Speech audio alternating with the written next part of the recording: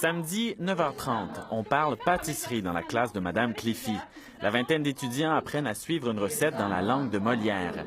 Ils parlent tous déjà très bien anglais et voilà qu'ils se laissent séduire par le français, malgré l'ampleur de la tâche. Le plus difficile, c'est le grammaire, le vocabulaire et le langage quand tu parlais très rapidement. Comme exercice maintenant.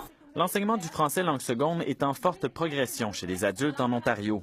Le nombre d'inscriptions au programme provincial a augmenté de plus de 40 % depuis 2013. L'enveloppe budgétaire allouée au programme d'enseignement a grimpé de 70 % en moins de 10 ans.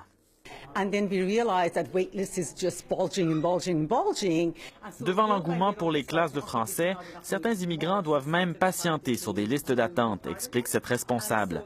Dans la région de Toronto, 200 personnes attendent actuellement qu'une place se libère.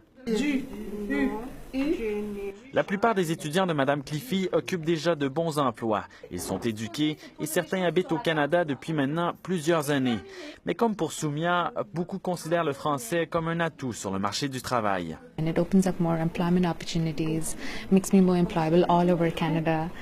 Le français va m'ouvrir plus de possibilités d'emploi partout au Canada, dit-elle. Il y en a ceux qui viennent et me disent « Ah, l'emploi bilingue est plus stable. Si je mets que je suis bilingue sur mon CV, j'ai plus de chances de trouver un meilleur travail. » Donc c'est vrai que le bilinguisme, à Toronto notamment, est très recherché.